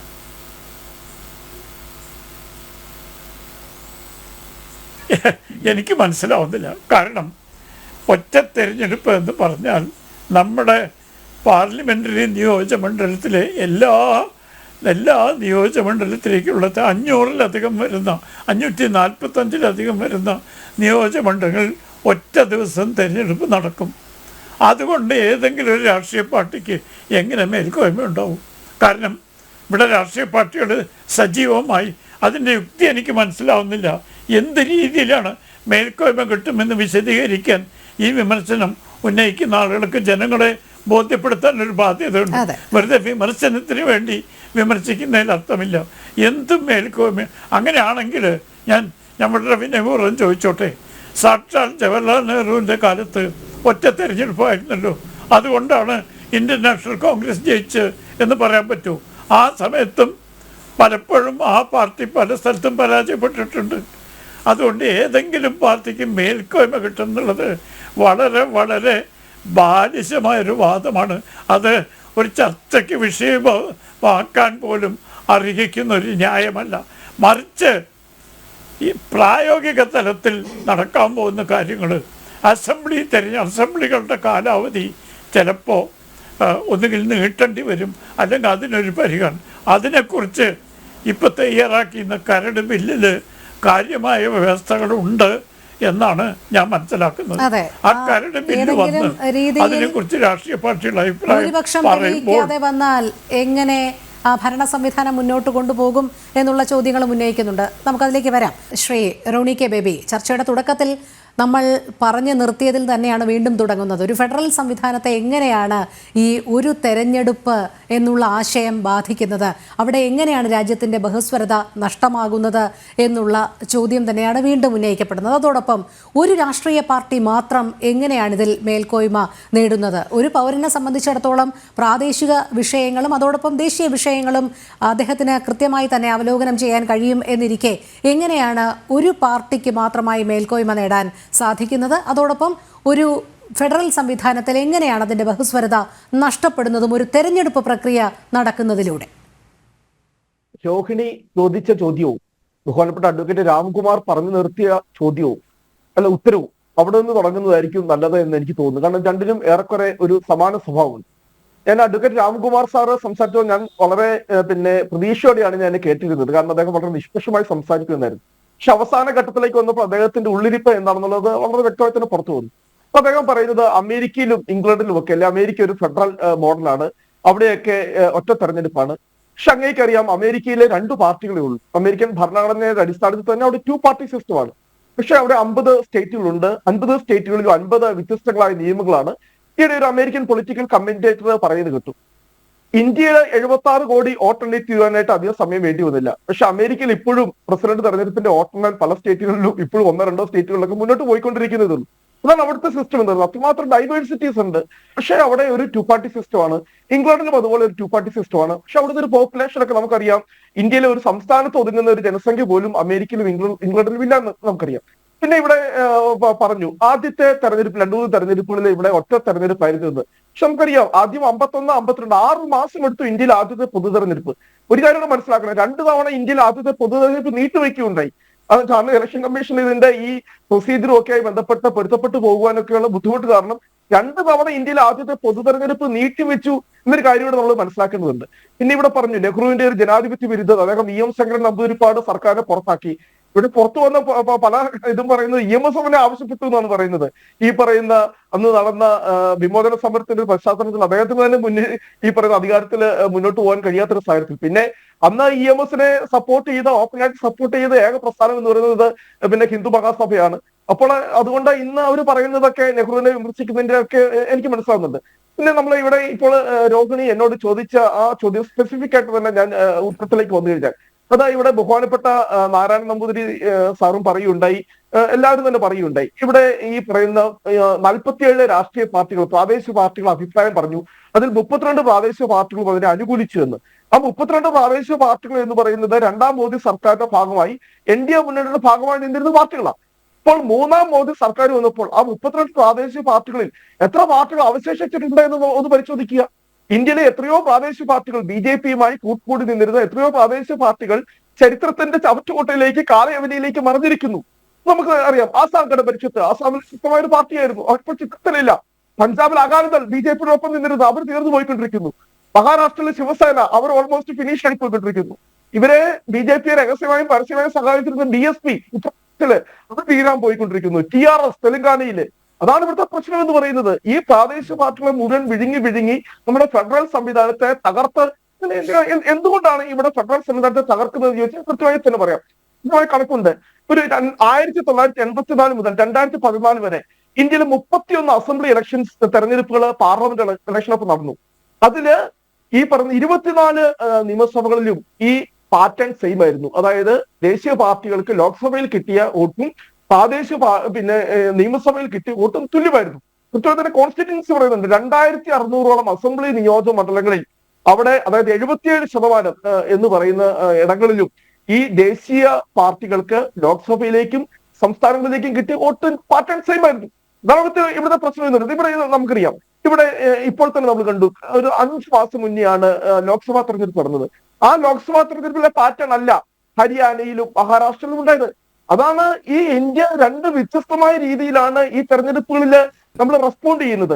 പിന്നെ അതുപോലെ തന്നെ ഇവിടെ എല്ലാവരും പറഞ്ഞൊരു കാര്യം കോസ്റ്റ് എഫക്റ്റീവ്നെസ്, ചെലവ് കുറയ്ക്കുന്നു. പക്ഷെ ഇതിന്റെ അകത്ത് പുതുതായി വരുന്ന പ്രശ്നങ്ങൾ എന്താണെന്നറിയോ? ഈ തെരഞ്ഞെടുപ്പുകളെല്ലാം ഒന്നിച്ചു നടന്നാൽ നമുക്ക് 50 ലക്ഷത്തോളം പുതിയ ഉദ്യോഗസ്ഥന്മാരെ ആവശ്യപ്പെടുന്ന പറയുന്നത് ഈ തെരഞ്ഞെടുപ്പ് സമ്പ്രദായം മുന്നോട്ട് കൊണ്ടുപോകാൻ വേണ്ടി. അപ്പൊ അവർക്ക് വേണ്ടി വരുന്ന ഭാരിച്ച ചെലവ്. ഇത്തരം കാര്യം ഞാൻ പറയട്ടെ. ഇവിടെ പറയുന്നു ലോക്സഭാ നിയമസഭാ തെരഞ്ഞെടുപ്പ് ഒന്നിച്ചു നടക്കുന്നു. അത് കഴിഞ്ഞ് 100 ദിവസത്തിനകം ത്രിതല പഞ്ചായത്ത്. ഇന്ത്യയിൽ എത്ര ത്രിതല പഞ്ചായത്തുകളുണ്ടെന്ന് അറിയോ? ഇന്ത്യയിൽ 30 ലക്ഷം ത്രിതല പഞ്ചായത്തുകളുണ്ട്. ഈ 30 ലക്ഷം ത്രിതല പഞ്ചായത്തുകളിലേക്ക് ഒരുമിച്ച് തെരഞ്ഞെടുപ്പ് നടത്തണമെങ്കിൽ ഇവിടെ എത്ര കോടി EVMകൾ വേണ്ടി വരും? ഇപ്പോൾ തന്നെ ഓർക്ക് ഈ പറയുന്ന ചെലവുകൾ. പിന്നെ ഇവിടെ 1,30,000 കോടിയുടെ കണക്ക് പറയുന്നത് ലോക്സഭാ തെരഞ്ഞെടുപ്പിന് മാത്രമാണ്. ആ ഒരു കോടി പിന്നെ 1,30,000 കോടിയോട് കൂടി ഈ സംസ്ഥാന തെരഞ്ഞെടുപ്പുകളുടെ കുടുംബത്തിൽ വരുന്ന കോടിക്കണക്കിന് ഒറ്റ അടിക്ക് വരാൻ പോകുന്ന ഇന്ത്യക്ക് വരാൻ പോകുന്ന ഈ സാമ്പത്തിക ആഘാതം എന്ന് പറയുന്നത്. സ്പെസിഫിക് ആയിട്ട് 2 കാര്യങ്ങളിലേക്ക് പറയാം. YS ഖുറേഷി ഇന്ത്യയുടെ മുൻ തെരഞ്ഞെടുപ്പ് കമ്മീഷൻ പറഞ്ഞു ഈ രാജ്യം ഒരു തെരഞ്ഞെടുപ്പ് എന്ന് പറയുന്നത് ലോജിക്കലി കറക്റ്റ് ആണ്, but constitutionally and federally it is not correct. അതിന് കാര്യം പറയാം.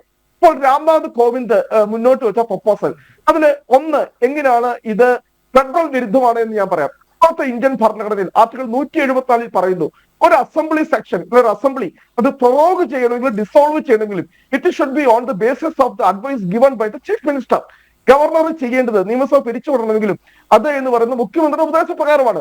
പക്ഷെ ഇപ്പോൾ രാംനാഥ് കോവിന്ദ് മുന്നോട്ട് വയ്ക്കുന്ന കറന്റ് പ്രൊപ്പോസലിൽ പറയുന്നത് ഇവിടെ മുഖ്യമന്ത്രിക്ക് റോളില്ല.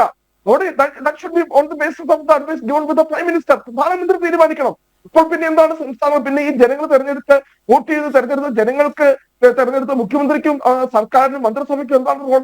അവിടെയാണ് ഇവിടെ ഈ പറയുന്ന നമ്മളൊരു കൃത്യമായി ഒരു തെളിവ് ചോദിച്ചാൽ ഇനി 2 കോൺസ്റ്റിറ്റ്യൂഷൻ ഇത് എങ്ങനെയാണ് റോങ് എന്ന് ഞാൻ കൃത്യമായി പറയാം.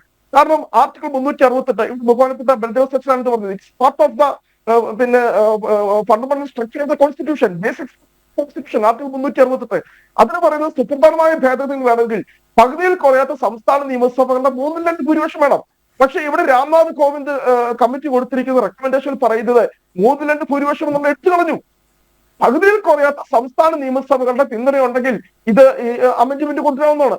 അപ്പോൾ എന്താണ് ഇവിടെ ഈ പറയുന്ന 1973 ഏപ്രിൽ 24-ാം തീയതി വന്ന ഏറ്റവും ചരിത്ര പ്രസിദ്ധമായ വിധിയായിട്ടുള്ള പിന്നെ കേശവാനന്ദ ഭാരതി കേസ് ഈയിടെ സുപ്രീം കോടതി പറഞ്ഞല്ലോ, ഭരണഘടനയുടെ അടിസ്ഥാനപരമായിട്ടുള്ള ചില പ്രത്യേകതകളുണ്ട്. അതിന്റെ ഒന്നാണ് ഈ പറയുന്ന കോൺസ്റ്റിറ്റ്യൂഷണലിസം, അതിന്റെ ഒന്നാണ് free and fair election, parliamentary democracy. അപ്പൊ അതിനെല്ലാം വലിയ വളരെ കൃത്യമാണ്. BJP-യിലേക്ക് ഇവിടുത്തെ മുഴുവൻ പ്രാദേശികതയും തകർത്തുകൊണ്ട്, പ്രാദേശിക രാഷ്ട്രീയ പാർട്ടികൾ തകർത്തുകൊണ്ട് ഇതര രാഷ്ട്രീയ കാര്യം. കഴിഞ്ഞ ലോക്സഭാ തെരഞ്ഞെടുപ്പിലെ 2 സംഭവങ്ങൾ നമ്മുടെ മുന്നിലുണ്ട്. ഒന്ന് സൂററ്റ്, പ്രതിപക്ഷ സ്ഥാനാർത്ഥികളെ മുഴുവൻ ഭീഷണിപ്പെടുത്തി വിലപേശിയും പിൻവലിപ്പിച്ചു. തെരഞ്ഞെടുപ്പ് സൂററ്റിൽ.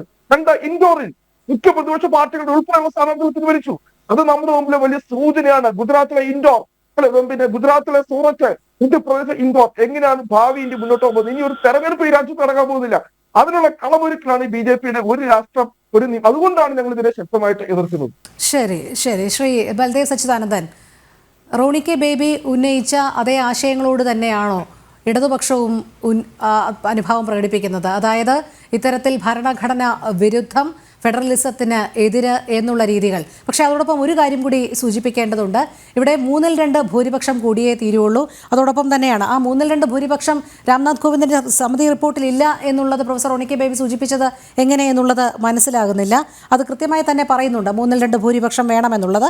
അതോടൊപ്പം തന്നെയാണ് എല്ലാ രാഷ്ട്രീയ പാർട്ടികളുടെയും സ്റ്റേറ്റ് ഗവൺമെന്റ്സിന്റെയും അപ്രൂവലും വേണം എന്നുള്ളത്. ഇങ്ങനെ ഒരു തുറന്ന സമവായത്തിലൂടെ, ഒരു ചർച്ചയിലൂടെ ഒരു ഭേദഗതി രാജ്യത്ത് കൊണ്ടുവരുമ്പോൾ അതിലെന്താണ് തെറ്റ്? ദേശീയ തലത്തിൽ ഇടത് മതേതര ജനാധിപത്യ പ്രസ്ഥാനങ്ങൾക്കെല്ലാം ഒരേ അഭിപ്രായമാണ്. ഞങ്ങൾ ഇതിനെ പരിപൂർണമായിട്ട് എതിർക്കുകയാണ്. ഇവിടെ പറഞ്ഞ വാദഗതികൾ പലത് ശരിയല്ല. ഇവിടെ പറഞ്ഞ 1-2 കാര്യങ്ങൾ എന്താ? ഭരണസ്തംഭനം ഉണ്ടാവും, പോളിസി ഇംപ്ലിമെന്റ് ചെയ്യുന്നതിൽ പ്രശ്നമുണ്ടാവും. ഈ പോളിസികൾ ഇംപ്ലിമെന്റ് ചെയ്യുന്ന ഭരണമായിട്ട് എന്താ ബന്ധം? കേരളത്തിലെ തെരഞ്ഞെടുപ്പ് എടുക്കുക, 5 വർഷത്തിൽ ഒരിക്കൽ നിയമസഭാ തെരഞ്ഞെടുപ്പ് വരുന്നു. ആ ഇലക്ഷൻ നോട്ടിഫിക്കേഷൻ വന്നു കഴിഞ്ഞാൽ ആ ഒരു പ്രത്യേക പീരീഡിലേക്ക് മാത്രം, അതായത് കോഡ് ഓഫ് കോണ്ടാക്ട് എന്നുള്ള എടുക്കുന്ന ആ 10-30 ദിവസം മാത്രം പുതിയ പരിപാടികൾ പാടില്ല എന്നാണ് പറയുന്നത്. അതാണ് ജനങ്ങളെ നിങ്ങൾ തെറ്റിദ്ധരിപ്പിക്കുന്നത്. അതായത് ഇലക്ഷൻ നോട്ടിഫിക്കേഷൻ വരുന്നതിന് തലേന്ന് വരെ ഗവൺമെന്റ് എന്തൊക്കെ പോളിസികൾ പ്രഖ്യാപിച്ചിട്ടുണ്ടോ, എന്തൊക്കെ ടെൻഡറുകൾ നടത്തിയിട്ടുണ്ടോ അതെല്ലാമായിട്ട് മുന്നോട്ട് പോകാം. അന്ന് മുതൽ ഇത്ര ദിവസത്തേക്ക് മാത്രമാണ് പുതിയതായി യാതൊന്നും ചെയ്യാൻ പറ്റാത്തത്. അതിന് പോളിസി ഇംപ്ലിമെന്റേഷനുമായിട്ട് ഇതിന് യാതൊരു ബന്ധവുമില്ല, ഭരണസ്തംഭനവുമായിട്ട് യാതൊരു ബന്ധവുമില്ല. പിന്നെ ബഹുമാനപ്പെട്ട രാംകുമാർ സാർ പറഞ്ഞ ചില കാര്യങ്ങൾ, പക്ഷേ ദേശീയ തലത്തിൽ എന്നൊരു സംവിധാനത്തിലേക്ക് എത്തും എന്ന് സൂചിപ്പിക്കുന്നുണ്ട്. ഒന്നുമില്ല, യാതൊരു കാര്യവും അതിനകത്തില്ല. അതാണ് ഞാൻ പറഞ്ഞത്. ഇലക്ഷൻ നോട്ടിഫിക്കേഷൻ വരുന്ന അതിന്റെ തലേന്ന് വരെ, അതിന് തൊട്ട് മുമ്പ് വരെ ഗവൺമെന്റ് എന്തൊക്കെ പോളിസികൾ പ്രഖ്യാപിച്ചോ അതുമായിട്ട് മുന്നോട്ട് പോകും. അതിനുശേഷം പുതിയ പോളിസികൾ പാടില്ല, പുതിയ നിയമനങ്ങൾ പാടില്ല, പുതിയ ട്രാൻസ്ഫറുകൾ പാടില്ല. ഇതൊക്കെ ആ 10-30 ദിവസം മാത്രമാണ്. പിന്നെ കഴിഞ്ഞ 77 വർഷമായിട്ട് ഭാരതം ഇത്രയും പുരോഗമിച്ചത് ഈ ഇലക്ഷൻ നടന്നിട്ടില്ലേ? ഒരു സംസ്ഥാനത്തിന്റെ കാര്യം വെച്ച് നമുക്ക് നോക്കാം. അല്ല, ഞാൻ ഇത് എല്ലാ ഒരു പോളിസി കൊണ്ടുവരുന്നു. ഓരോ മാസത്തിന്റെ ഇടവേളകളിൽ വിവിധ സംസ്ഥാനങ്ങളിൽ നിയമസഭാ തെരഞ്ഞെടുപ്പ് നടക്കുന്നു. എന്തുമാത്രമാണ് അത്തരം പോളിസികൾ പിന്നോക്കം പോകുന്നത്? ഓരോ സ്റ്റേറ്റിലെ പോളിസികൾ വ്യത്യാസമല്ലേ? തമിഴ്നാട്ടിലെ പോളിസി അല്ലല്ലോ കേരളത്തിലെ പോളിസി, ദേശീയ തലത്തിലുള്ള പോളിസി അല്ലല്ലോ ഒരു സംസ്ഥാനത്തിലെ പോളിസി. ഒരു കാര്യം കൂടി ഞാൻ പറയാം. രാംകുമാർ സാർ പറഞ്ഞ ചില കാര്യങ്ങളുമായിട്ട് ബന്ധപ്പെട്ടാണ്. നമ്മുടെ അദ്ദേഹം വളരെ ഹൈക്കോടതിയിൽ പ്രാക്ടീസ് ചെയ്യുന്ന ഞങ്ങളൊക്കെ ബഹുമാനിക്കുന്ന ഒരു അഭിഭാഷകനാണ്. CRPC, ഇപ്പോഴത്തെ BNS, ഇതിന് കേന്ദ്രം പാസ്സാക്കിയ നിയമമാണല്ലോ. ഇതനുസരിച്ച് നമ്മൾ ക്രിമിനൽ കേസ് കൈകാര്യം ചെയ്യുമ്പോൾ അതിൽ പ്രത്യേക പ്രൊവിഷൻ ഉണ്ടല്ലോ. രാംകുമാർ സാറിന് അറിയാം, വിളിക്കുന്ന എല്ലാവർക്കും അറിയാം. എന്താ? നിയമപരമായ കാര്യങ്ങൾക്ക് സംസ്ഥാനങ്ങൾക്ക് അമെന്റ്മെന്റ് ചെയ്യാൻ അധികാരമുണ്ട്. CRPC കേരള ഗവൺമെന്റ് അമെന്റ്മെന്റ് ഉണ്ട്, മറ്റ് സംസ്ഥാനങ്ങളിലെല്ലാം സ്റ്റേറ്റ് അമെന്റ്മെന്റുകളുണ്ട്. അതായത് സ്റ്റേറ്റിന്റെ പ്രായോഗിക സ്ഥിതി അനുസരിച്ച് ഇന്ത്യ ഗവൺമെന്റ് പാസ്സാക്കിയ ഇന്ത്യയിലെ എല്ലാ ക്രിമിനൽ നിയമങ്ങളുടെയും അടിസ്ഥാനമായ CRPC പുതിയ BNS അമെന്റ് ചെയ്യാൻ സംസ്ഥാനങ്ങൾക്ക് അധികാരം കൊടുത്തിട്ടുണ്ട്. സ്റ്റേറ്റ് അമെന്റ്മെന്റ് എന്ന് പറയും. പക്ഷേ ഈ ഒരു നിയമം കൊണ്ടുവന്നു കഴിഞ്ഞാൽ ഇതിനകത്ത് സംസ്ഥാനങ്ങൾക്ക് ഒരധികാരവുമില്ല. അതാണ് ഞങ്ങൾ പറയുന്നത്. ഇന്ത്യയുടെ ഫെഡറൽനെസ് എടുത്തു കളഞ്ഞുകൊണ്ട്, ഇന്ത്യയുടെ സംസ്ഥാനങ്ങളുടെ അധികാരങ്ങൾ കവർന്നെടുത്തുകൊണ്ട് അധികാരം മൊത്തം കേന്ദ്രത്തിലേക്ക് പോകുന്നു. ഏത് നിമിഷവും സംസ്ഥാന നിയമസഭ പിരിച്ചുവിടാം. നിലവിൽ അത് പറ്റുമോ? നിലവിൽ പിരിച്ചുവിടണമെങ്കിൽ എന്താ? ഒരു സ്റ്റേറ്റിൽ കോൺസ്റ്റിറ്റ്യൂഷണൽ ബ്രേക്ക് ഡൗൺ ഉണ്ടാകണം, ഭരണഘടനാ പ്രതിസന്ധി ഉണ്ടാവുകയോ അതിൽ വലിയ കലാപങ്ങൾ ഉണ്ടാവുകയൊക്കെ ചെയ്യുന്ന സാഹചര്യത്തിൽ മാത്രമാണ് നിയമസഭ പിരിച്ചുവിടാൻ ഗവർണർക്ക് പ്രസിഡന്റിനോട് ശുപാർശ ചെയ്യാവുന്നത്. നിയമസഭ പിരിച്ചുവിടാം എന്ന് പറയുന്നത് എല്ലാ കാലത്തും പ്രായോഗികമായി നടപ്പിലാക്കാനല്ലോ കേന്ദ്ര സർക്കാർ ഈ പദ്ധതി. ഒറ്റ പ്രാവശ്യത്തെ നിയമസംഹിതയിലൂടെ ഭേദഗതിയിലൂടെ ഒറ്റ പ്രാവശ്യം നടപ്പിലാക്കി കഴിഞ്ഞാൽ പിന്നെ അത് കാലാനുസൃതമായി നീങ്ങുകയില്ലേ? ഇല്ല രോഹിണി, ഇത് നടപ്പിലാക്കിയാൽ അത് ചെയ്യേണ്ടി വരും. ഉദാഹരണമല്ലേ ഞാൻ പറഞ്ഞത്. ഇപ്പോൾ 2029 നടപ്പിലാകുന്നു. കേരളത്തിൽ പുതിയ ഗവൺമെന്റ് വരുന്നു. ആ ഗവൺമെന്റ് 2030 ഭൂരിപക്ഷം നഷ്ടപ്പെടുന്നു. ബാക്കി 4 വർഷത്തേക്ക് എന്ത് ചെയ്യും? പിരിച്ചുവിടേണ്ടി വരും, അല്ലെ പുതിയ ഇലക്ഷൻ നടത്തേണ്ടി വരും. അല്ല എന്താ ചെയ്യുന്നത്? 2 മാർഗ്ഗമേ ഉള്ളൂ. ഒന്നുകിൽ പിരിച്ചുവിടുക, അല്ലെങ്കിൽ പുതിയ തെരഞ്ഞെടുപ്പ് നടക്കുക. അപ്പോൾ ഈ നിയമത്തിന് എന്താ പ്രാധാന്യം? ഈ നിയമത്തിന് എവിടെ പോകുന്ന പ്രാധാന്യം? കേരളത്തിൽ നിന്ന് എടുക്കുന്ന പ്രകടനത്തിൽ 29 വരുന്ന മന്ത്രിസഭയ്ക്ക് 1 വർഷം കഴിയുമ്പോൾ ഭൂരിപക്ഷം നഷ്ടപ്പെടുന്നു. ആരും പിന്തുണ കൊടുക്കുന്നില്ല. പിന്നെ 4 വർഷം അവശേഷിക്കുന്നു. 4 വർഷം കേരളത്തിൽ എന്ത് ചെയ്യാൻ പറ്റും? അപ്പോൾ ഒന്നുകിൽ പിരിച്ചുവിടണം, അല്ലെങ്കിൽ പുതിയ തെരഞ്ഞെടുപ്പ് നടത്തണം. അതിന് വരുന്ന സൊല്യൂഷൻസ് എല്ലാം അപ്രായോഗികമാണ്, ഇംപ്രാക്ടിക്കലായിട്ട് മാറുന്നു. ഇത് പ്രായോഗികമല്ല. ശ്രീരാംകുമാർ സാറിലേക്ക് പോകേണ്ടതുണ്ട്. ശ്രീരാംകുമാർ, എവിടെയാണ് ഇതിലെ അപ്രായോഗികത?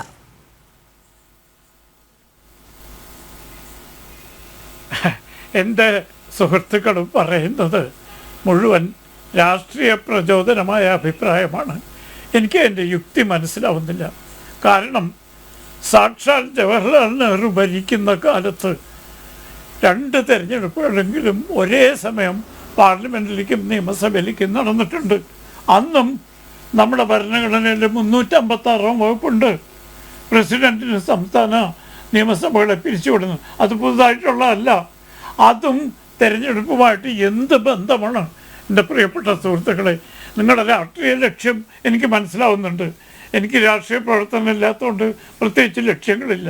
പക്ഷേ നിയമവും രാഷ്ട്രീയവും കൂട്ടിക്കലർത്തരുത്. ഒരു പ്രത്യേക ഗവൺമെൻറ് കൊണ്ടുവന്നു എന്നതുകൊണ്ട് മാത്രം യുക്തിഭദ്രമായ ഒരു നിർദ്ദേശം എതിർക്കുന്നത് ഒരു ജനാധിപത്യ സംവിധാനത്തിൽ മര്യാദയല്ല. കാരണം ഈ ജനാധിപത്യ സംവിധാനത്തിൻ്റെ അന്തിമമായ യജമാനന്മാർ ഇവിടുത്തെ ജനങ്ങളാണ്, രാഷ്ട്രീയ കക്ഷികളല്ല. എൻ്റെ കോൺഗ്രസിൻ്റെ സുഹൃത്ത് പറഞ്ഞു കേട്ടു, രാഷ്ട്രീയ കക്ഷികൾക്ക് രാഷ്ട്രീയ കക്ഷികൾ അപ്രസക്തമാണ്. ജനാധിപത്യത്തിൽ ജനങ്ങളാണ് യജമാനന്മാർ. ജനങ്ങളുടെ അഭിപ്രായം, അവരുടെ ആഗ്രഹങ്ങൾ നടപ്പാക്കാനുള്ളൊരു വേദിയാണ് തിരഞ്ഞെടുപ്പ്. അത് 6 മാസം കൂടുമ്പോൾ നിങ്ങളുടെ അഭിപ്രായം എന്ന് പറയുന്നതിന് പകരം തെരഞ്ഞെടുപ്പുകൾ ഏകീകരിച്ചുകൊണ്ട് അഭിപ്രായങ്ങൾ പറയാനുള്ള ഒരു സംവിധാനം ഉണ്ടാക്കുന്നതിൽ എന്താണ് തെറ്റ്?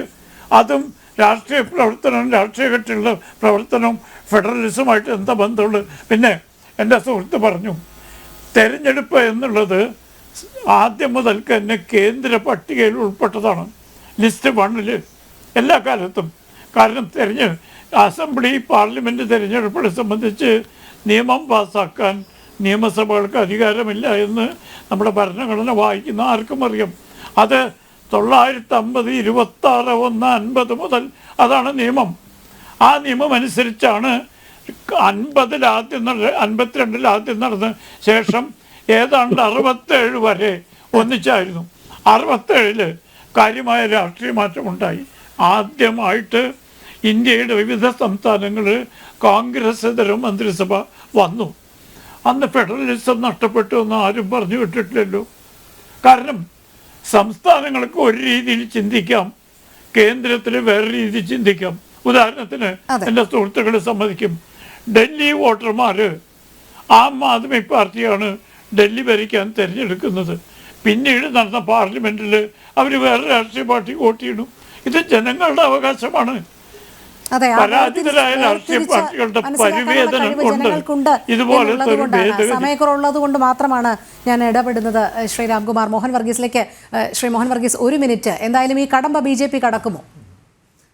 ഈ കടമ്പ എളുപ്പം കടക്കുന്നത് സാധ്യമാകുമെന്ന് തോന്നുന്നില്ല. കാരണം ഇതൊരു പ്രത്യേക ഭൂരിപക്ഷം വേണ്ട നിയമനിർമ്മാണമാണ്. അതുമാത്രമല്ല, ഞാൻ നേരത്തെ സൂചിപ്പിച്ചതുപോലെ ബുൾഡോസ് ചെയ്ത് നടത്തിയെടുക്കേണ്ട ഒന്നല്ല, മനസ്സുകളെ പാകപ്പെടുത്തണം. പ്രതിപക്ഷത്തിന് ഉണ്ടാകുന്ന ആശങ്കകൾ ദൂരീകരിച്ചുകൊണ്ട് തന്നെ മുന്നോട്ട് പോകണം. ആശയം എന്ന നിലയിൽ തീർച്ചയായും സ്വാഗതാർഹമായ കാര്യമാണ്. പക്ഷേ പ്രായോഗിക തലത്തിൽ വരുമ്പോൾ ഇവിടെ പ്രായോഗികമായി വരുന്ന പ്രതിപക്ഷങ്ങളുടെ ഒരു ആശങ്ക, ഏത് കക്ഷിയാണോ കേന്ദ്രത്തിൽ ഭരണത്തിൽ ഇരിക്കുന്നത്, അതിപ്പോൾ BJP ആണല്ലെങ്കിൽ NDA സഖ്യമാണ്, അവർക്കായിരിക്കണമല്ലോ പ്രധാനമായി ഫണ്ട് റേസ് ചെയ്യാനുള്ള ഒരു കൂടുതൽ സാധ്യത. അങ്ങനെ വരുമ്പോൾ ഹ്യൂജ് ഫണ്ട്സ് എന്നുള്ളത് തന്നെയാണ് മനസ്സിലിരിക്കുന്നതെന്നാണ് എനിക്ക് തോന്നുന്നത്. കാരണം അങ്ങനെ വരുമ്പോൾ ആ തെരഞ്ഞെടുപ്പ് പ്രക്രിയയ്ക്ക് വലിയ പണക്കൊഴുപ്പ് ഏകാൻ കഴിയുന്നത് ഭരണകക്ഷിക്കാകും. ആ ഒരു കാര്യത്തിൽ തങ്ങൾ പിന്തള്ളപ്പെട്ടു പോകുമല്ലോ. ഒരൊറ്റ സംസ്ഥാനത്തേക്കും കേന്ദ്രത്തിലേക്കുമുള്ള തിരഞ്ഞെടുപ്പിനെ പണം സ്വരൂപിക്കുന്നത് വലിയൊരു ബലികേറാമലയാകുമല്ലോ എന്നത് മാത്രമായിരിക്കും പ്രതിപക്ഷത്തിൻ്റെ ഇപ്പോഴുള്ള ആശങ്ക. അതിന് ഫെഡറലിസവുമായി കാര്യമായ ബന്ധമൊന്നുമില്ല എന്ന് തന്നെയാണ് എൻ്റെ ഒരു ചിന്ത. ശരി, ചർച്ചയുടെ സമയം ഇവിടെ പൂർണ്ണമാവുകയാണ്. പങ്കെടുത്ത എല്ലാ അതിഥികൾക്കും നന്ദി, ഒപ്പം പ്രേക്ഷകർക്കും നമസ്തേ.